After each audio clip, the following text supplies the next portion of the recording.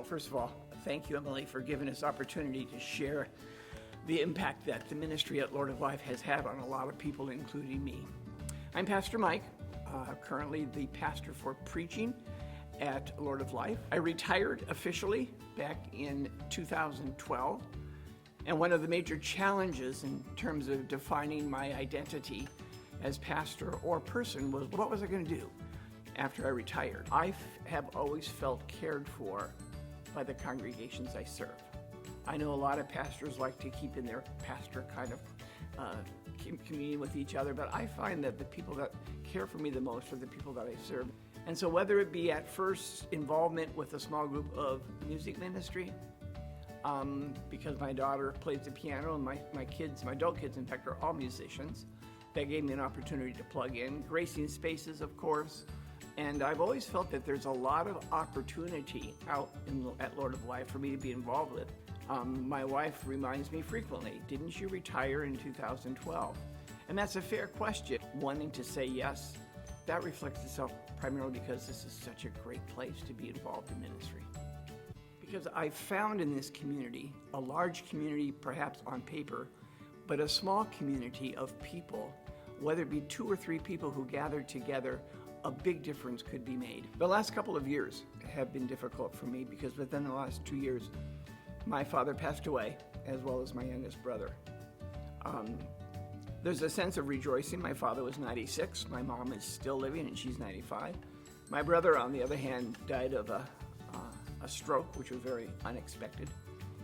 And that took place, my brother in Minnesota, my father in Lincoln, Nebraska, which is my home. I was present for both of their deaths. And the distance didn't stop the care from this congregation. I received phone calls from the pastors, from people that we have gotten to know since the time that we have been here. And I felt very connected to this congregation, even though separated by thousands of miles. But the grief was comforted by some really great words, wonderful prayers, and we felt ministered to by the congregation. Well, over the years, one of the things I've come to value is the small group ministry. Lutherans for centuries have said that the primary focal point of being involved in a congregation is in the Sunday morning worship. I've had to redefine that because, especially with a large congregation, and when the church services here as well as at Fairfax are filled, worship is important. But it doesn't give us opportunity to have the kind of conversation that you would with 2 or 3 or 4 or 5 people. And I find that small group ministry for Lord of Life is actually more critical than for a smaller congregation, because we have so many people from whom we can draw resources from.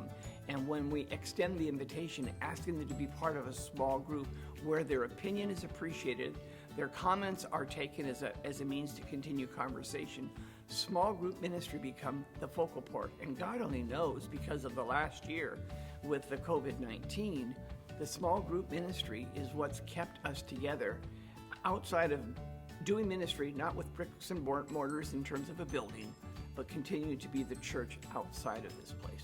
So when we gather for worship as a beloved community, I think the onus is going to be on us to make sure we don't give up that small group mentality.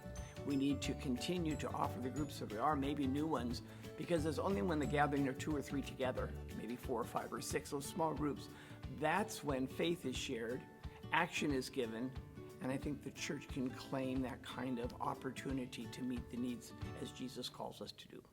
It's refreshing to see a congregation to be so inclusive where, as we've said many times, all means all, and that we are all beloved by God, claimed by God, given and shared the unconditional love that comes through grace by God. That makes this place pretty special.